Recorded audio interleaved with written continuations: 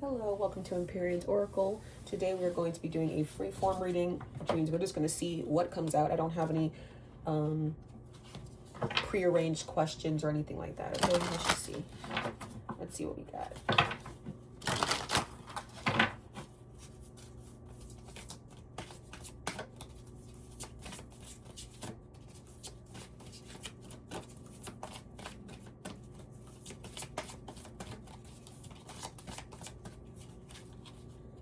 Let me just take one from the middle. We have the vision. What comes to you in the form of imagination is the blueprint for your destination.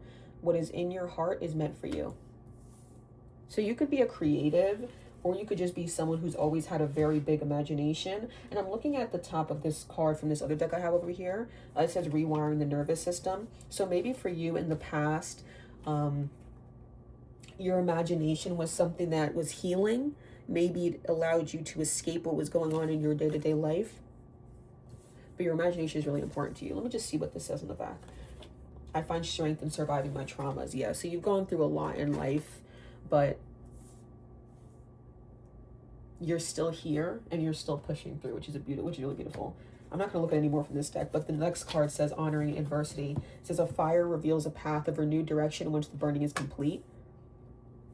So I think that there's something about what you plan to pursue in life that you only plan to pursue it because of what you went through. This is like someone who wants to become a doctor because they had a lot of medical issues growing up. Okay, so your purpose or your path or your dream job is related to your trauma and the adversity you've experienced in life. We have community. So community is going to be extremely important for you in the future. I do think you're a creative. I know I said maybe not, but I think you are a creative.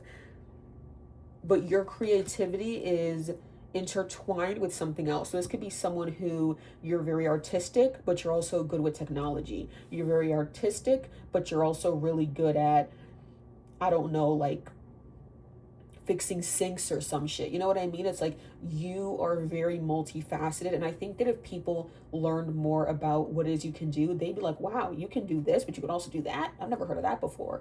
Like your interests are, I don't mean this in a bad way, but it seems like your interests are really all over the place, which I think is pretty cool because same. Okay, so let's get some tarot. Let's get some more information about you. Okay, geez. We have the Queen of Cups. So you're a very kind, warm-hearted, genuine person. Like you would put your life on the line for someone else. You have the Four of Pentacles. You're stable. If you are like a doctor and you're not the head doctor or something, you're working towards that. Okay, but that's only for people who resonate with the whole like medicine message. Because I don't know why the Four of Pentacles doesn't usually give me this vibe, but right now it's given like top dog sort of vibe.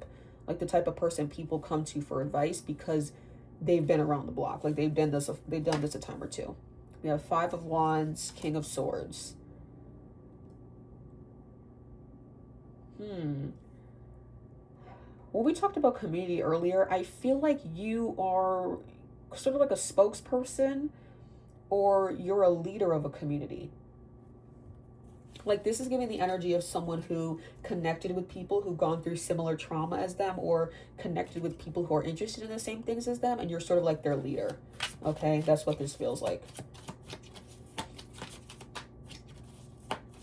And not in the sense that like you speak for them or like you're the only one who can do your job. It's not like that, but it's just you've sort of naturally fallen into the role of leader in whatever this is. Okay, so we have 10 of Wands and then 9 of Pentacles. It's almost like you turned your burdens into something. You turned your burdens and your traumas into a business. So you've turned it into a source of income. I don't know if you make music or like your art is based on your trauma or whatever, but it feels like you've turned your burdens and your traumas into art or into a way to make money. We have 5 of Swords. There might be people who are unhappy about that. There might be people who feel like you have an unfair advantage, but maybe it's just because your art is good. Like, you know what I mean? Like there are some people who their vocal cords are just set up in a way where they just sound better than everyone else. I don't know what you want me to do. I have no clue what you want me to do. Like, I feel like that's the energy you're going to have to give off, because they're going to be people who are like, well, this person, they have an unfair advantage. And it's like, I can't help the way my vocal cords are set up. I can't help the fact that I draw like this and I create masterpieces without thinking about it. Like, I can't help that. Obviously, you don't want to say it like that because then you're going to sound cocky, but you can't help certain things, and you can't help genius. And I feel like you are a genius in whatever field you're in. Sorry, just I have to say it. We have Page of Cups. I do feel like that. And I feel like it's going to be interesting, because another reason why people may think you have an unfair advantage is because you're very young. For the field you're going into to be as advanced as you are, it's going to lead people to be like, they may be a Nepo baby. They may have some help. So I think people are just going to be amazed at how you're so young and able to do what you do. They may also, if you're not young, I mean that in air quotes. I personally think that anyone over like 60, anyone under like 65 is young to me. But if you're not as young as other people in your field, like if you're the same age as most people in your field, they may be annoyed that you're not as experienced as them, but you're still as good as you are. That could also be a point of annoyance for them. Like, they might be like, how is she already in this position, but she hasn't paid her dues? Okay. But it's like, hey, like I said before, you can't help genius. You can't help it. Don't say that to people. Don't say I can't help genius, but I don't think there's anything wrong with thinking it and then pushing it away. You know what I mean? Just saying. Okay. Let's see what else we got out here. Two of Cups. So this could be connected with the community thing from earlier. Remember, this is another thing about medicine. So I really feel like you are going to be somewhat involved in the medical field. That's what I feel. Art and medicine are like very big themes here. This is reminding me of The Pit. I don't know if you guys have seen that show, but there's a doctor. Well, she's not a doctor. I think she's an intern, I think.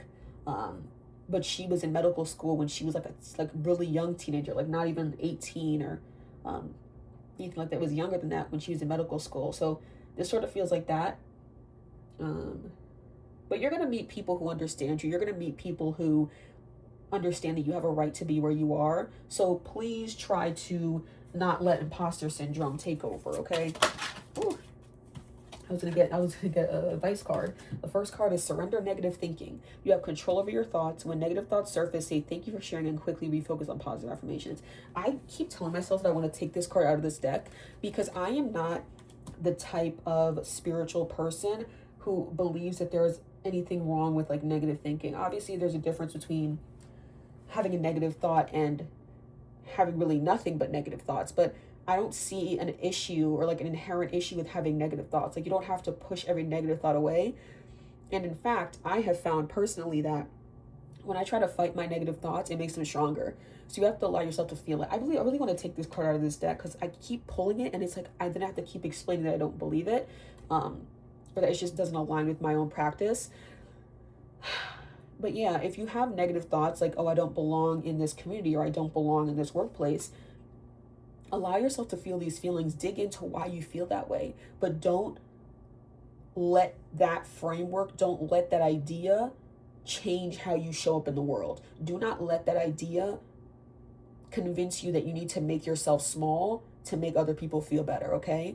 That's when negative thoughts become an issue. When it becomes a thing where where your negative thoughts sort of become a reason for you to turn yourself into someone you're not, turn yourself into someone you're not supposed to be. And you're not supposed to be someone who makes yourself small to make other people fit in, okay? Or to make other people feel better, okay?